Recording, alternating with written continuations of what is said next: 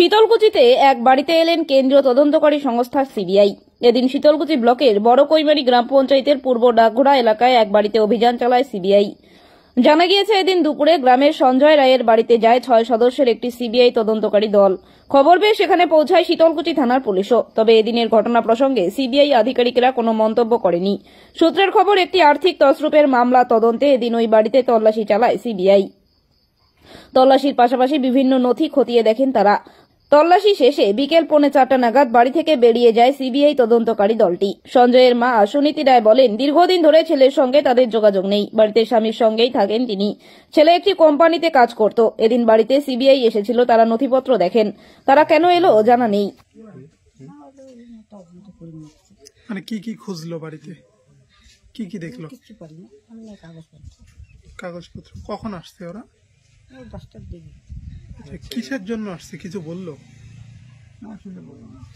এখন বলে নাই, আমি এখন বলছি ইয়ে থেকে আসছি, সিবিআই থেকে আসছি, বাড়ি তদন্ত করবো। আচ্ছা, তদন্ত করে নিচ্ছি। আপনার ছেলে বাড়িতে থাকে না? কত বছর থেকে? 6 বছর থেকে। ছেলের নাম কি? সঞ্জয় রায়। ছেলে কি কাজ করতো? কোম্পানি কাজ করছিল। তো শোনা যাচ্ছে অনেক লেনদেনের জন্য তারা আসছে, মানে চাকরি দেওয়ার নাম করে টাকা নিয়েছিল, এমনটাই শোনা যাচ্ছে। আমরা তো এগুলো কিছু জানি না। যে দিছি সেও জানায় নাই, নিচে ও জানায় নাই। মাঝে মধ্যে কেউ কি টাকার জন্য আসতো? অনেক ইয়ে করছে। আচ্ছা, পরে আমি নিজে পঞ্চায়েত কয় ছেলে? এক ছেলে। এক ছেলে। কয় মেয়ে? 3 মেয়ে, মেয়ের বিয়ে হয়ে গেছে। ও কি পড়াশোনা কতদূর করছে? পাস করছে। মানে আপনাদের সাথে কোনো যোগাযোগ রাখে না বর্তমানে? আমার নাই, ওই যে লোকের ভয় আসে না। এই যে দেখা যাচ্ছে ওর বাবা অসুস্থ, আপনিও অসুস্থ বলা চলে, তবু খোঁজ খবর রাখে না ছেলে? না, ভয়তে খোঁজ খবর রাখে না। আচ্ছা, কি নাম আপনার? আমার নাম সুনীতি রায়। সুনীতি রায়। আপনার স্বামীর নাম কি নাম? মহেন্দ্র মোহন রায়। মনীন্দ্র। সঞ্জয় রায়ের বাড়িতে সিবিআই হানা দিয়েছে, কি কারণে, কি শুনলেন?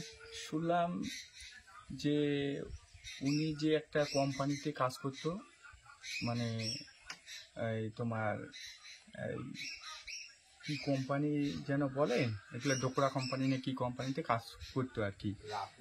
তা ওখান থেকে নাকি অনেক টাকা পয়সার নেন মানুষের কাছে নিয়েছি, চাকরি দেওয়ার নামেও টাকা নিয়েছি।